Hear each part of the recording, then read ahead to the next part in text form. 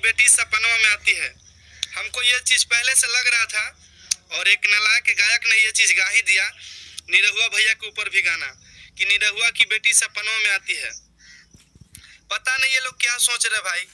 पहले गाना आया कि पवनवा की बेटी सपनों में आती है, खेसरिया की बेटी सपनों में आती है। तब मुझे ये चीज बहुत पहले ही डर लग रहा था कि कहीं ऐसा ना हो कि निरहुआ भैया के ऊपर भी ये गाना आ जाए। और आज एक नालायक गायक ने गा ही दिया कि निरहुआ की बेटी सपनों में आती है।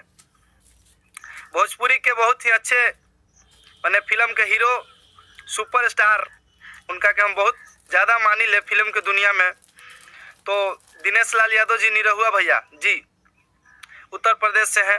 उनको ऊपर एक नालायक गायक ने गा दिया है कि निरहुआ की बेटी सपनों में आती है। और आप लोग से हम पूछना चाहते हैं भाई लोग कि ये कब तक चलेगा इस प्रकार का, और इस पर ना कोई सुपरस्टार, ना कलाकार, ना कोई नेता, ना कोई विधायक इस पर रोक लगा रहा है। तो ऐसे कब तक होगा। हम दिनेश लाल यादव जी निरहुआ भैया से ये बोलना चाहते हैं, रिक्वेस्ट करना चाहते हैं कि भैया अब आप चुप मत तो रहिए, अब आप इसको दवाई दीजिए। क्योंकि जब खेसारी लाल यादव जी और पवन सिंह जी के ऊपर एक गाना आया था तो मैं उन लोगों से रिक्वेस्ट किया, बहुत सारा वीडियो में बनाया हूँ, बोला हूँ इस चीज़ को, लेकिन उन लोगों ने मेरा बात सुना नहीं जी। लेकिन अब आपके ऊपर आ गया तो आप तो इस पर ज़रूर कुछ कार्रवाई करेंगे, मुझे पूरा विश्वास है, पूरा यकीन है।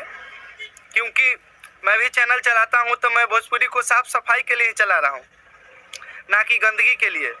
लेकिन कुछ नालायक गायक जो है इस चीज़ को मान नहीं रहे हैं, इस चीज़ को एक्सेप्ट नहीं कर रहे हैं, भोजपुरी को गंदा करने के लिए एकदम उतर गए हैं नीचपन पर।